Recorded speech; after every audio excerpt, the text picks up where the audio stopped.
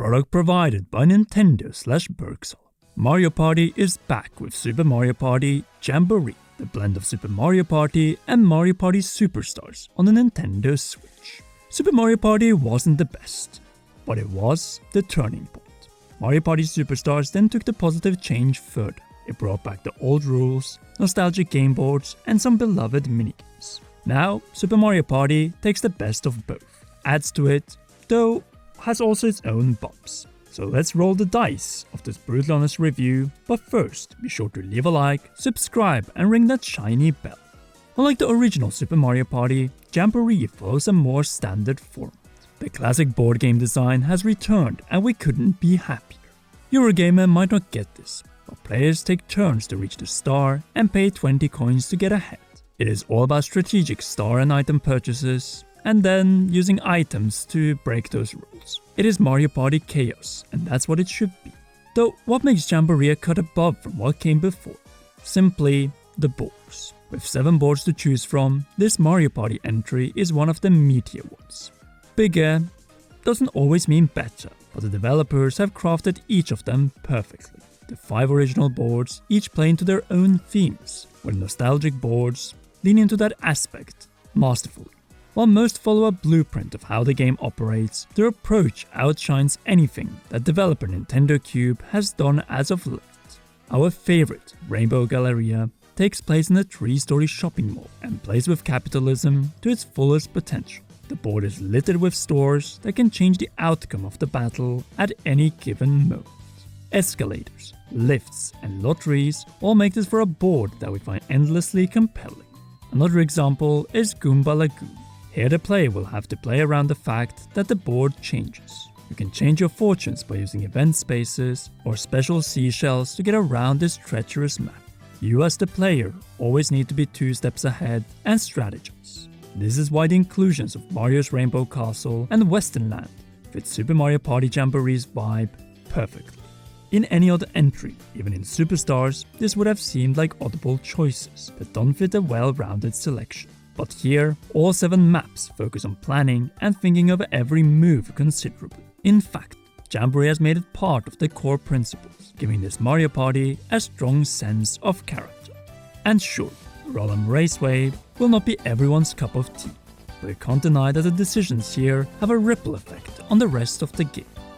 You can use the map's exclusive turbo dice, but that comes at the cost of potentially missing important board events. In addition, there are changes in the core gameplay loop. The homestretch events, that being the final 5 turns, have seen a significant overhaul. If the players are on equal footing, a roulette spins, but otherwise the 4th place decides the game's fate. This includes receiving items or coins, adding more star spaces or chance time, or even doubling the amount of coins you receive yet another time. Particularly that last one can be nasty, as red spaces will make you lose 12 coins in the process. Another impactful change are the Jamboree buddies. These characters will appear on a specific space for 3 turns, making another exciting race in addition to the start. By reaching the character, a special minigame will trigger that will decide who becomes a partner. The minigames are longer, but also exciting, and with the buddy you can get 2 stars, items, lucky events twice, etc. That being said, these effects only last 3 turns, and if an opponent passes you, that buddy will join them instead. If you want to go beyond to a more hardcore version of Mario Party, there's the brand new Pro Rules mode.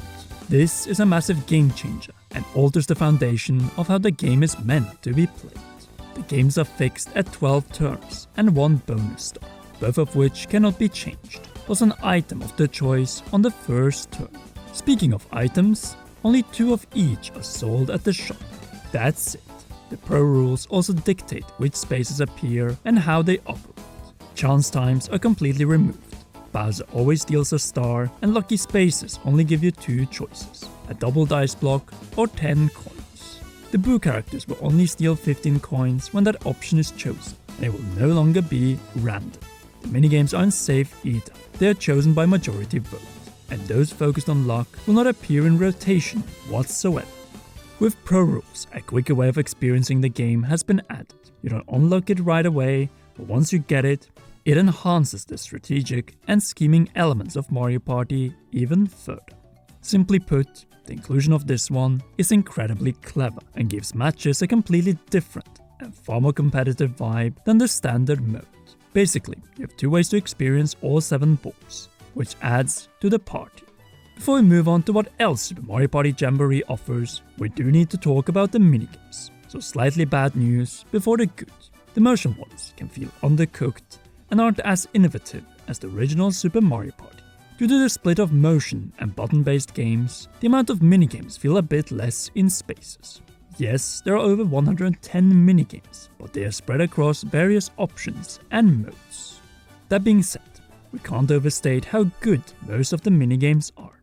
All the 4-player minigames are bangers across the board, both the regular option as well as the boss and showdown body options. The body games in particular offer a deeper minigame experience. We love them so much that we secretly wanted more, but we do want them.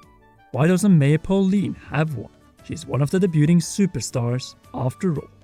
Still, there's so much more to see in Super Mario Party Jamboree, as our initial hours were spent with the Party Planner Trek mode, where you go to all 5 game boards and play through every minigame and solve some small missions. It is a fun little distraction for the single player, but nothing that will really last forever.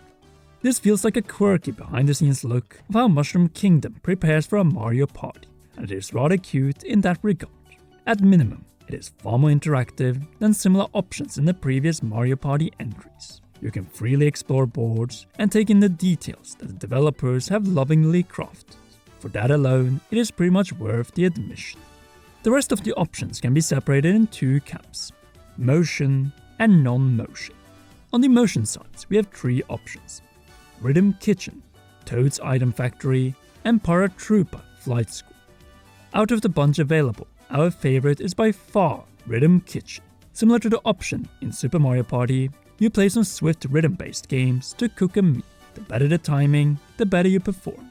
You can easily play a round in a few minutes and do another if you're so inclined. Toad's Item Factory is a single-player mode in which you move a pair of Joy-Con around to move around obstacles in puzzle courses. A good number 2 spot. Paratrooper Flight School, on the other hand, simply put, the player has to spring their wings to fly around in various activities. But let's be honest, 1 round is enough. For the lover of buttons, there are a couple of options. Outside of going through minigame-specific modes on the minigame bay, you can enjoy 2 more activities: Bowser Kaboom Squad and the Koopa Float. In Bowser Kaboom Squad, you and 7 others try to fend off Imposter Bowser on a few different courses. You'll work together in tailor-made minigames that test your co-op skills and collect bombs to deal significant damage. While there isn't much in the way of stages, we found it enjoyable. It stood and felt like its own thing. Plus, there are ranks to increase when you play with others online, so we did spend more time than we initially thought. Not bad at all. With Koopa Float, you fight 19 other opponents in true Battle Royale fashion. Players will make 3 laps across a track, with each lap being 150 spaces each. To progress, you have to collect coins, and every coin is basically a step. Coins also unlock items that can help you to hinder others from progressing quickly, which gives you multiple reasons to just keep pushing. There are 9 different coin collecting games with various difficulty levels, so it stayed entertaining for quite a while. For a side mode, it was pretty juicy. Through all the boards, minigames and modes we have played, we must give a special nudge. The AI in Super Mario Party Jamboree is great. Even on normal, they try their darndest to be competitive and give you a hard time in pursuit for stars. On Pro mode, on the other hand, they were outplaying us, and we really had to get our act together to pull through in the end. When it comes to the presentation, Jamboree is a true party. It is bright, colorful, and a joy to behold. This is both on the television as well as handheld mode. Even after multiple hours on end, we wouldn't get tired of looking at the maps and minigames.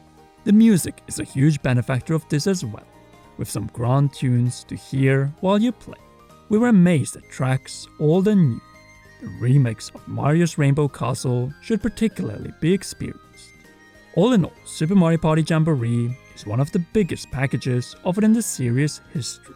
7 boards, multiple ways to play, and a bunch of side modes that will attract a variety of people. The Mario Party mode was great in Superstars, but it is enhanced here, and so is most of the game.